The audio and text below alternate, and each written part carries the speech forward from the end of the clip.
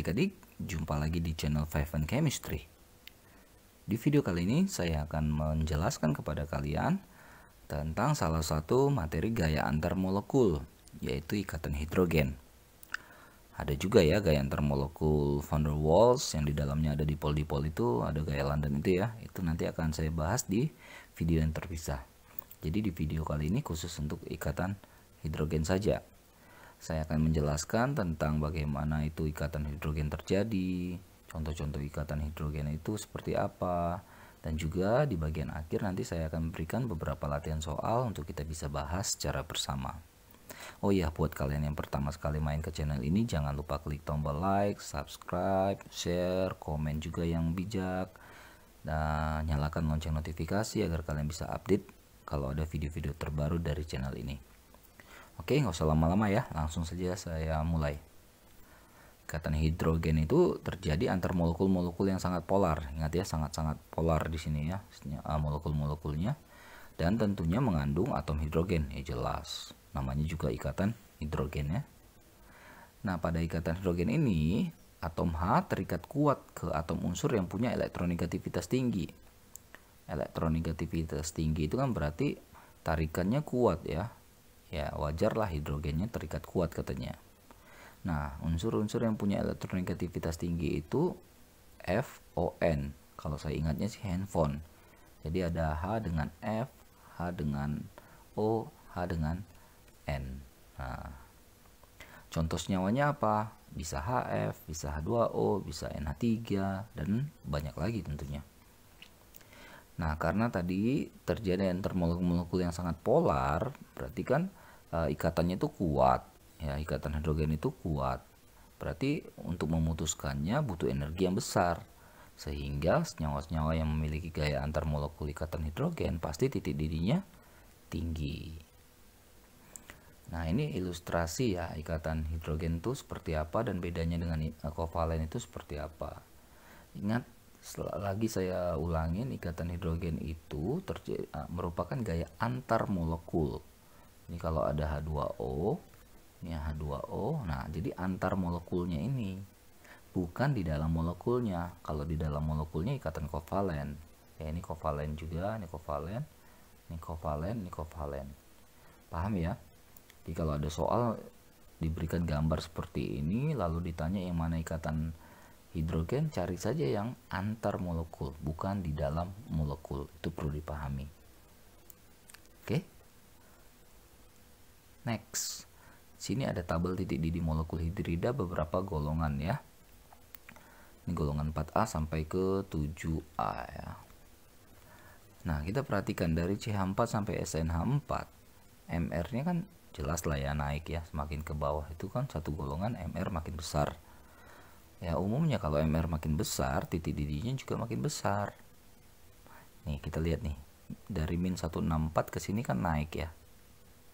Naik terus ke sini. Jadi ini sesuai. Di golongan 4 ini sesuai antara kenaikan MR dengan kenaikan titik didih. Kita cek bagaimana apakah itu terjadi di golongan 5A sampai 7A. Kita lihat satu persatu. Dari NH3 ke pH3 berdasarkan MR harusnya pH3 punya titik didih lebih besar. Tapi faktanya NH3 punya titik didih yang lebih besar daripada pH3.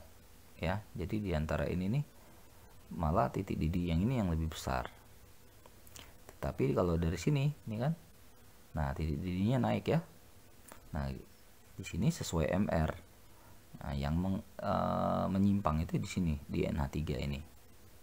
Paham ya? Harusnya kan NH3 itu lebih kecil dari min 87 berdasarkan MR-nya. Ada penyimpangan di NH3. Kita cek di golongan 6. Kita tahu air itu titik didihnya 100 ya. Kalau berdasarkan MR, kalau air itu H2O 100, maka H2S sampai H2TE itu lebih besar dari 100 kan? Nah, faktanya dari H2S itu ke H2TE naik titik didihnya. Ya, tetapi harusnya kan H2O itu lebih kecil dari minus 61. Nah, faktanya dia 100. Jomplang sekali perbedaannya ya. Nah, ada apa di sini? Oke, demikian juga golongan 7A. Berdasarkan MR kan harusnya HF ke HI makin besar terus. ternyata HF ini nyimpang sendiri. Harusnya kan dia lebih kecil dari min 85, ternyata dia lebih besar, bahkan lebih besar dari satu golongannya. Nah, faktor MR itu terjadi di mulai HCl sampai HI.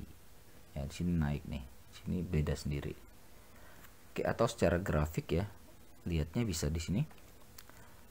Nah, ini kan golongan 4A tadi, dari CH4 sampai SNH4 kan sesuai, MR-nya naik, titik didihnya juga naik. Ya, yang hijau ini golongan 5A, NH3 yang menyimpang sendiri. Harusnya kan berdasarkan MR NH3 ada di sini, tapi dia nyimpang ke sini nih. Lalu nih HF ya, harusnya kan di sini ya HF, atau H2O itu harusnya di sini.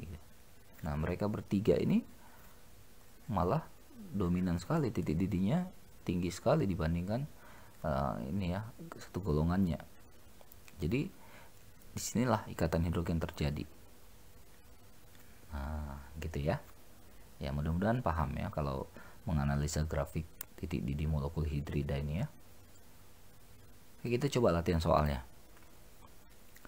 Perhatikan grafik titik didih hidrida golongan 4A sampai 6A. Nah, ini berdasarkan grafik, senyawa yang punya ikatan hidrogen itu antar molekulnya itu yang mana, angka berapa.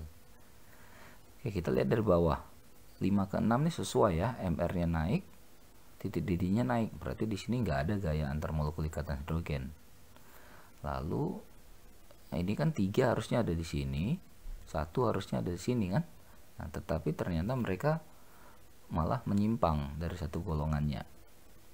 Oke, maka dipastikan ikatan hidrogen itu ada di molekul 1 dan 3. Opsi yang B. Paham ya? Yang kedua, ini ada struktur molekul NH3. Ini ikatan hidrogen itu dianggap berapa katanya. Ingat lagi, ikatan hidrogen itu antar molekul, bukan di dalam molekulnya. Ini kan 1 di dalam, 3 di dalam, 4 di dalam, 5 di dalam. Berarti 2 itu antar molekulnya kan. Maka jawabannya B. Mudah kan melihatnya? Oke. Ini terakhir, nomor 3 dan 4. Ada data tabel ini ya. H2O dengan H2S, MR-nya titik lele titik didih. Titik lele titik didih H2O lebih tinggi daripada H2S, benar berdasarkan tabel. Kenapa itu bisa terjadi ya? Kita cek satu persatu opsinya. MR H2O lebih besar daripada H2S? Salah ya, H2S lebih besar. Antar molekul H2S terjadi ikatan hidrogen? Salah. Hidrogen, handphone. H2O terjadi ikatan hidrogen? Benar. Kita simpan dulu jawabannya. Jari-jari S lebih besar daripada O? Benar, tapi nggak ada hubungannya dengan ikatan hidrogen ini. Ya, nggak ada hubungannya dengan titik didih ini. Penyimpangan ada di O ya, di H2O-nya. H2O terjadi gaya dipol-dipol? Ya, karena H2O punya kutub ya, polar. Antar molekul H2S hanya terjadi gaya London. Oh, salah. Gaya London ini khusus untuk yang non-polar. H2S, H2O polar. So, ini salah. Opsi yang tepat adalah C. Diketahui molekul HF, HCl, HBr, HI. Pernyataan yang benar mengenai titik didih. Oke, keempat molekul tersebut. Titik didih HBr lebih besar daripada HF karena MR-HBr lebih besar dari HF. Dari segi MR ini benar, tapi faktanya titik didih HF lebih besar dari HBr. Ini salah ya. Urutan kenaikan titik didih HF, HCl, HBr, HI. Oke, sesuai dengan kenaikan MR. Salah ya. Di sini ada pengecualian di HF-nya. Titik didih HF itu beda sendiri dari satu golongan ini. HF paling tinggi karena memiliki ikatan hidrogen. Oke, benar. Simpan dulu.